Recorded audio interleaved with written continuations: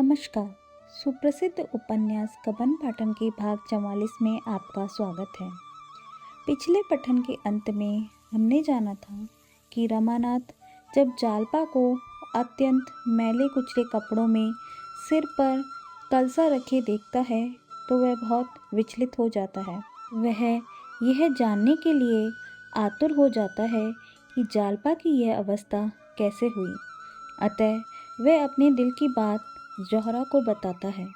जौहरा उसे जालपा से मिलने का एक उपाय सुझाती है। इसके आगे क्या होता है यह जानने के लिए चलिए सुनते हैं आज का अंक गबन भाग 44। सारे दिन रमा उद्वेग के जंगल में भटकता रहा। कभी निराशा की अंधकार में घाटियाँ सामने आ जाती, कभी आशा की लहराती हुई हरियाली। जौहरा गई भी होगी, यहाँ से तो बड़े लंबे चौड़े वादे करके गई थी। उसे क्या गरज है, आकर कह देगी मुलाकात ही नहीं हुई। कहीं धोखा तो न देगी, जाकर डिप्टी साहब से सारी कथा कह सुनाए। बेचारी जालपा पर बैठे बिठाए आफत आ जाएगी। क्या जौहरा इतनी नीच प्रकृति की हो सकती है? कभी नहीं। अगर जौहरा इतनी बेवफा, इतनी दगाबाज है तो यह दुनिया रहने के लायक ही नहीं। जितनी जल्दी आदमी मुंह में कालिक लगाकर डूब मरे उतना ही अच्छा। नहीं, जौहरा मुझसे दगा न करेगी। उसे वह दिन याद आए जब उसके दफ्तर से आते ही जालपा लपक कर उसकी जेब टटोलती थी और रुपए निकाल लेती थी। वही जालपा आज इतनी सत्यवादिनी हो गई। तब वह प्यार करने की वस्तु थी, अब वह उपासना की वस्तु है। जालपा, मैं तुम्हारे योग्य नहीं हूँ। जिस ऊंचाई पर तुम मुझे ले जाना चाहती हो वहाँ तक पहुँचने की शक्ति मुझ में नहीं है। वहाँ पहुँचकर शायद चक्कर खाकर गिर पड़ूँ। मैं अब भी तुम्हारे चरणों पर सिर झुकाता हूँ। मैं जानता हूँ तुमने मुझे अपने हृदय से निकाल दिया है। तुम मुझसे विरक्त हो गई हो। तुम्हें अब मेरे डूबने का दुख है, न तैरने की खुशी। पर शायद अब भी मेरे मरने या किसी घोर संकट में फंस जाने की खबर पाकर तुम्हारी आंखों से आंसू निकल जाएंगे। शायद तुम मेरी लाश देखने आओ। हाँ, प्राण ही क्यों नहीं निकल जाते कि तुम्हारी निगाह में इतना नीच तो न रहूं। रमा को अब अपनी उस गलती पर घोर पश्चाताप हो रहा था जो उसने जालपा की बात न मानकर की थी। अगर उसके आदेशानुसार उसने जज साहब के इजलास में अपना बयान बदल दिया होता, धमकियों में न आया होता, हिम्मत मजबूत रखता, तो उसकी यह दशा क्यों होती।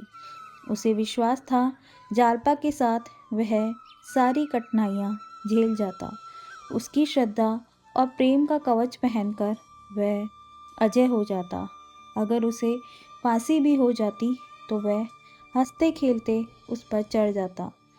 मगर पहले उससे चाहे जो भूल हुई हो, इस वक्त तो वह भूल से नहीं, जालपा की खातिर ही यह कष्ट भोग रहा था। कैद जब भोगना ही है तो उसे रो रो कर भोगने से तो अच्छा है कि हंस हंस कर भोगा जाए। आखिर पुलिस अधिकारियों के दिल में अपना विश्वास जमाने के लिए वह और क्या करता।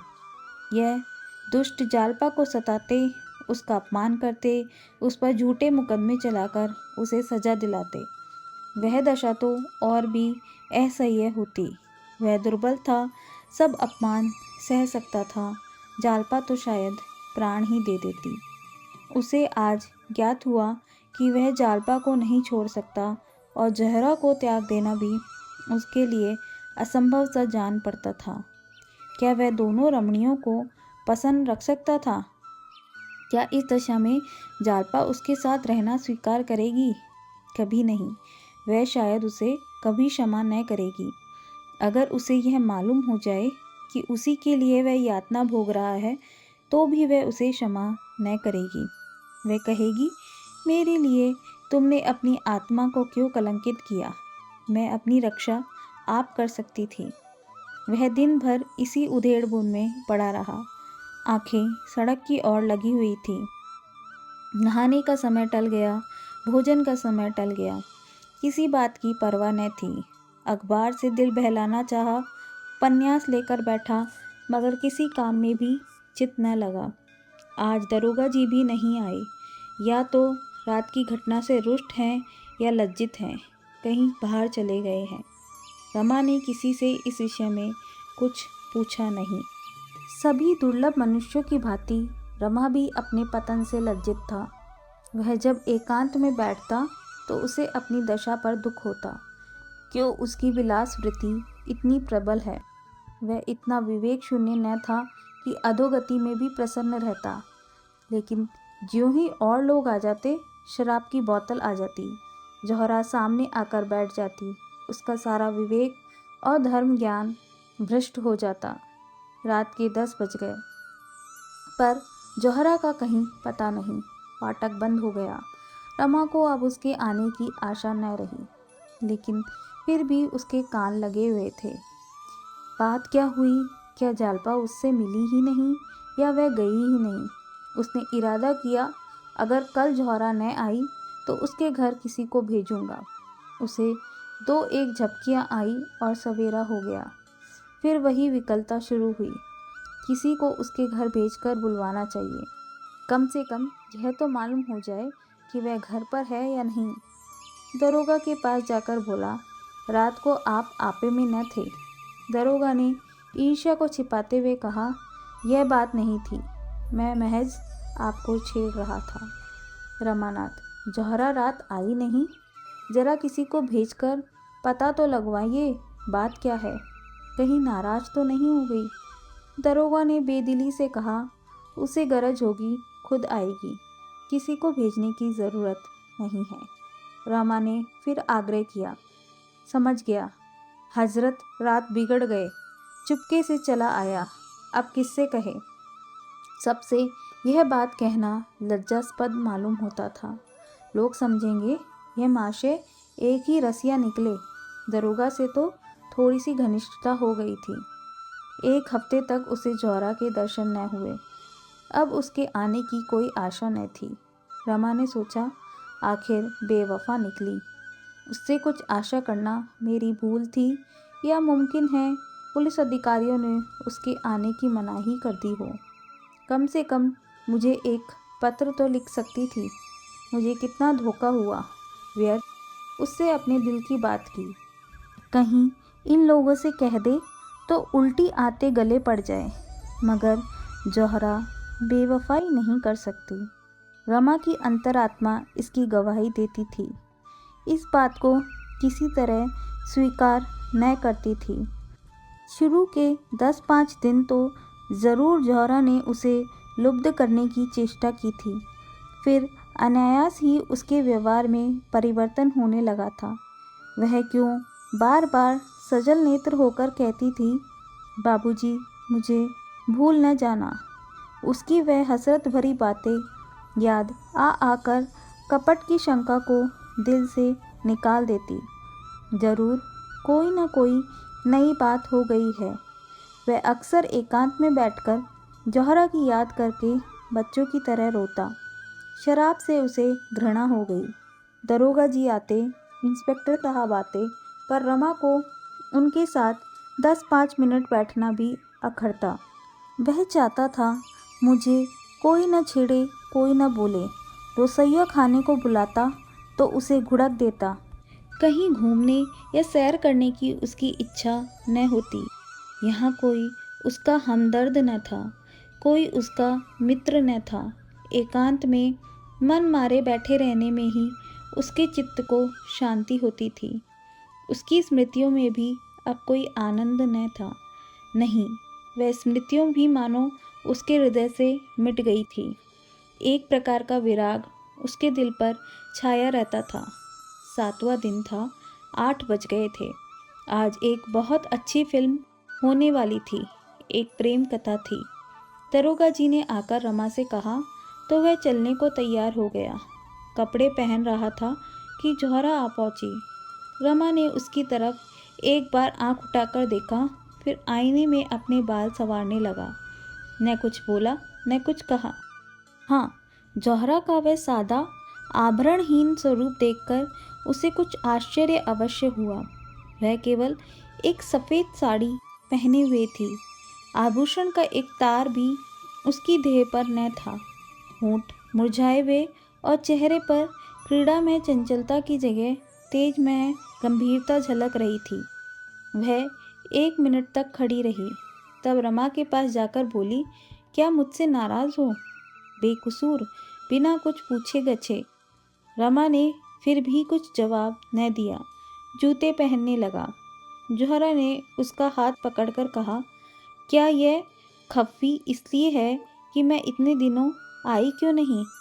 रमा ने रुखाई से जवाब दिया, अगर तुम अब भी न आती तो मेरा क्या अख्तियार था? तुम्हारी दया थी कि चली आई। यह कहने के साथ उसे ख्याल आया कि मैं इसके साथ अन्याय कर रहा हूँ।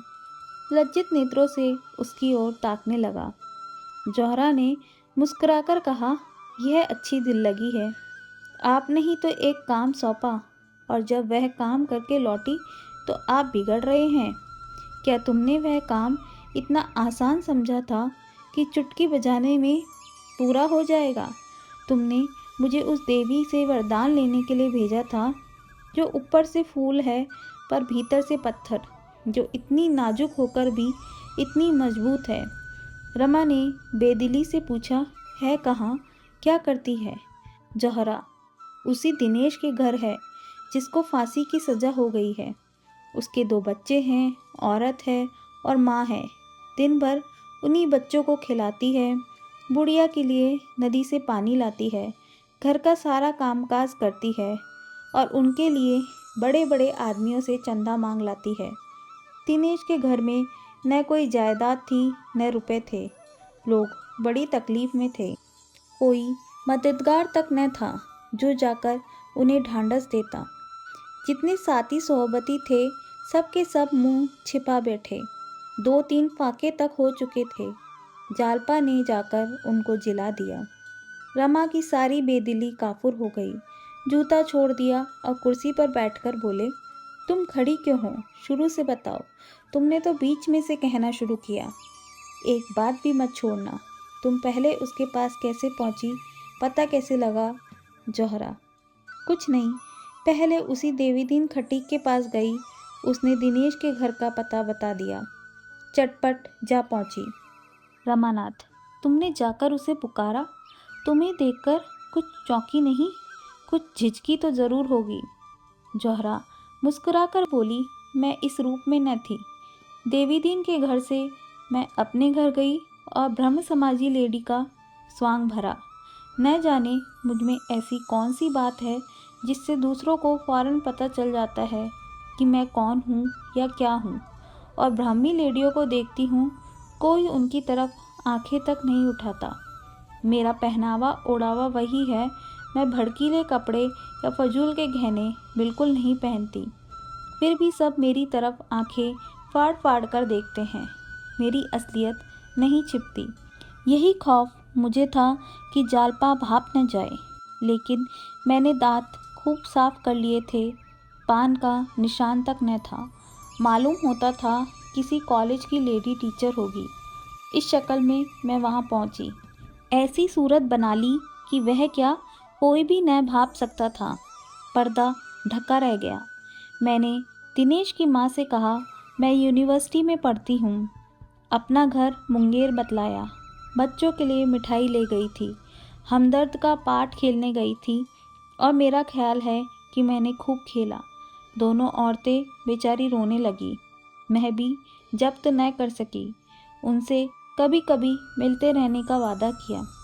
जालपा इसी बीच में गंगा जल लिए पहुंची। मैंने दिनेश की माँ से बंगला में पूछा, क्या यह कहारिन है? उसने कहा, नहीं, यह भी तुम्हारी तरह हम लोगों के दुख में शरीक होने आ गई। यहाँ इनका शौहर किसी दफ्तर में नौकर है और तो कुछ मालूम नहीं। रोज़ सवेरे आ जाती है और बच्चों को खिलाने ले जाती है। मैं अपने हाथ से गंगा जल लाया करती थी, मुझे रोक दिया और खुद लाती है। हमें तो इन्होंने जीवन दान दिया। कोई आगे पीछे ना था। बच्चे दाने दाने को तरसते थे। जब से यह आ गई है, हमें कोई कष्ट नहीं है। न जाने किस शुभ कर्म का यह वरदान हमें मिला है। उस घर के सामने ही एक छोटा सा पार्क है। मोहल्ले भर के बच्चे वहीं खेला करते हैं। शाम हो गई थी। जालपा देवी ने दोनों बच्चों को साथ लिया और पार्क की तरफ चली। मैं जो मिठाई ले गई थी, उसमें से बूढ़ी ने एक एक मिठाई दोनों बच्चों को दी थी। दोनों कूद कूद कर नाचने लगे। बच्चों की इस खुशी पर मुझे रोना आ गया। दोनों मिठाइयाँ खाते हुए जालपा के साथ हो लिए। जब पार्क में दोनों बच्चे खेलने लगे, तब जालपा से मेरी बातें होने लगी। इसी के साथ आज का अंक समाप्त होता है। अब बारी है आज के सुविचार की।